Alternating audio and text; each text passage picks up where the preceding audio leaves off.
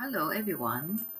Today we are going to talk about a very important topic in modern business ESG, environmental, social, and governance. Before we start, let me ask you a simple question. When you think about a good company, what comes to your mind? Maybe profit, maybe brand, but today we also ask, does this company protect the environment? Does it treat people fairly? Does it make responsible decisions? So ESG is about one key idea: how companies create value responsibly. Now let me guide you through today's class. We will follow a simple path. First, we understand why ESG matters. Next, we learn the ESG framework. Then we will do two interactive activities. Finally, we apply ESG to a real company. So today is not just listening. You will also vote, discuss, and think critically. By the end of today, you should be able to do three things. First, identify the driving force behind ESG. Second, classify actions into environmental, social, or governance. Third, apply ESG thinking to analyze a company. Now let's start with our first big question. Why ESG? There are four key drivers. First, global supply chains. Second, government regulation. Third, corporate values. Fourth, society expectations. Some forces push companies, for example, laws and customers. Some forces pull companies, for example, values and mission. So ESG is driven by two main forces: external pressure and internal motivation. Now let's make this real. Take out your phone and go to the Slido.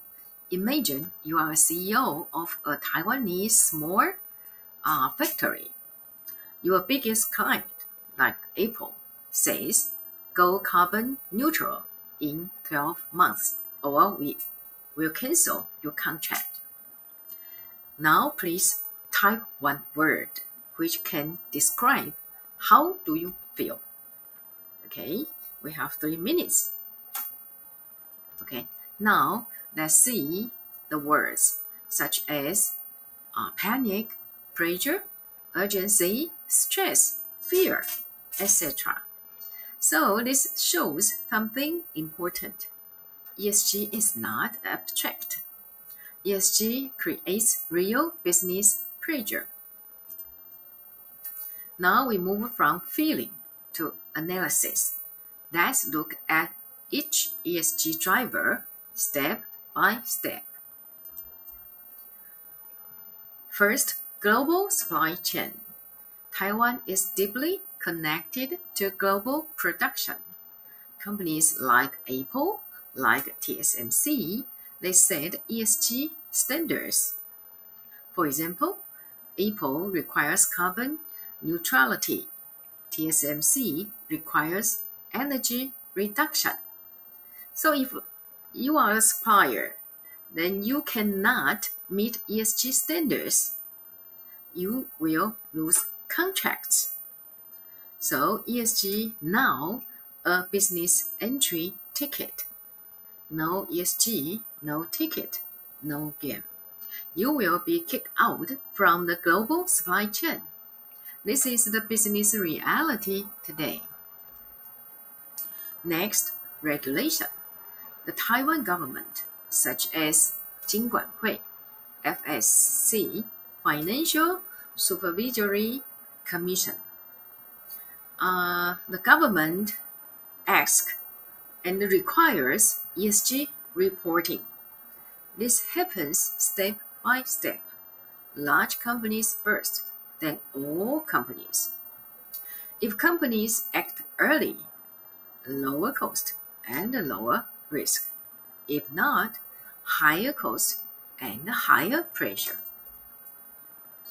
Now let's look inside the company. Why do companies choose ESG? CSR, Corporate Social Responsibility, 企业社会责任, gives us the answer. Carroll's pyramid, which is proposed in 1979, said there are 4 levels in CSR. First level is profit. The second is law. The third is ethics. And the top one is contribution.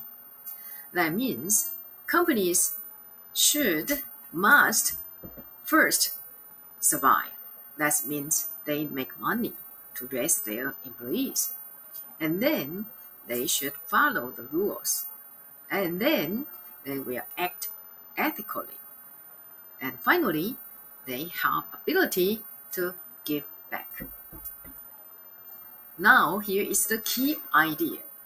CSR is about belief, about awareness, but ESG is about action.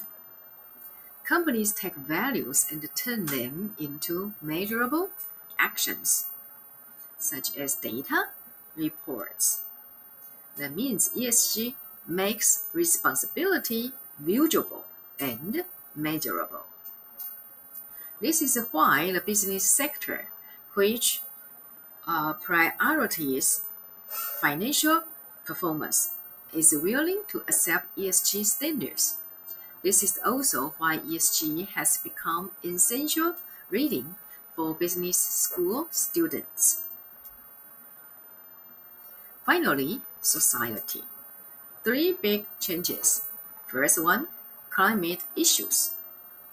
When the climate dramatic changes, you can imagine it will cause pollution, carbon, etc.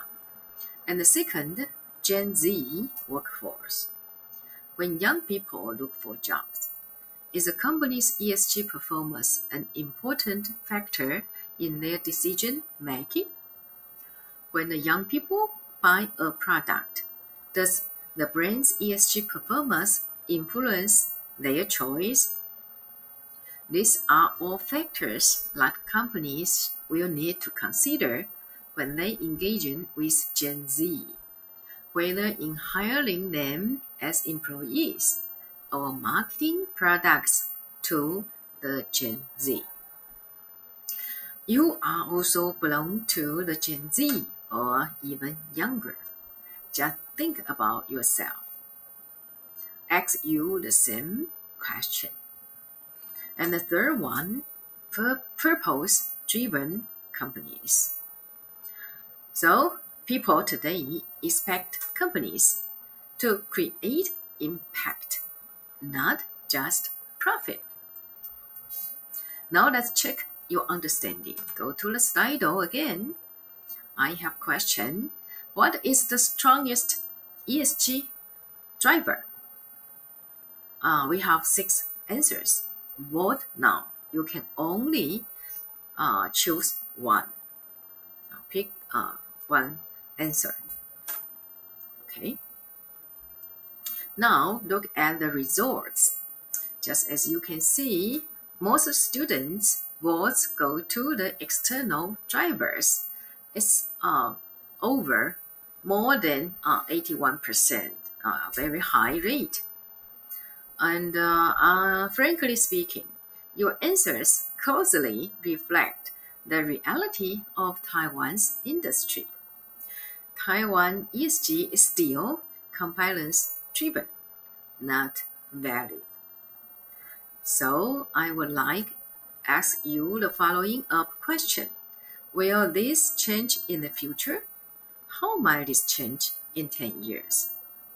Keep it in your mind. So far, we answered why ESG matters. Now we move to what ESG is. ESG has 3 pillars: environmental, social, and governance. Environmental, connected to nature. Social means people. Governance are connected to decision. The most important point is these pillars are connected, not separate. First, environmental means how companies affect nature. When we mention ESG, environmental factors are what most people tend to focus on, such as carbon emissions, pollution, and energy use. The second, social, means how companies treat people, such as employees, communities, and customers. Especially the diversity and inclusion gender issue, which are included in social pillar. Governance means how companies make decisions. The examples are transparency, ethics, and the board structure. Especially the supply chain ethic issues are included in governance pillar. Okay, now let's apply what we have learned. Go to Slido quiz. I will have 5 questions. Every question, you should select one most relevant ESG pillar. Choose E, S, or G. Then rate your confidence. This is the confidence scale guide. Number 1 means not sure, I guessed. Number 2 means somewhat sure, I have a reason, but not fully confident. Number 3, I am very sure I'm confident in my answer. So rate your certainty after each classification. Okay, now we start quiz. Okay, we finished all 5 questions. Now turn to your partner and explain which one was the hardest, which question is the most difficult, and explain why you feel so difficult. Okay, look at the results. Some are very easy, just like question 1. Victory adopted 100% renewable energy. It's obvious. It's environmental pillar. But question 2, company publish gender pay gap. It is a little bit confused, but remember, S is a diversity and inclusion issue. And the question 5 is the hardest one. Firm launches supplier code of conduct. It is all 3 pillars. So this is exactly how real ESG decisions work. Messy, overlapping, and context dependent. That means ESG is not clean and simple. Many decisions overlap. Let's look at the real examples. Some actions involve E only, S only, or G only, such as question 2, technology firm offers free mental health counseling. It's obviously. Primary pillar is social. Okay, and let's look at the question 4. Apparel brand audits overseas factory wages. This question included 2 pillars. S, fair labor rights. G, supply chain oversight and accountability. It's overlapping pillars. So it means real ESG is interactive decision. Now let's apply ESG. Here is work in groups. First one, choose a company like Apple, TSMC, etc. Second step, analyze the company across all 3 ESG pillars. Okay, you have 5 minutes to discuss. Then every group will present your results in 1 minute. Okay, every group finished your presentation. Now let's wrap with one simple picture. On the left, we see why ESG matters. It comes from both external pressure and internal motivation. In the center, we see the ESG framework, environmental, social, and governance, all connected. On the right, we see what you can do now. You can identify, classify, and analyze ESG. And finally, one key takeaway, in Taiwan, ESG is still driven by pressure. So the real question is, will ESG become value-driven in the future? Take a moment to think about this question, because in the near future, you will be part of the question. Okay, this is today's class. See you next time.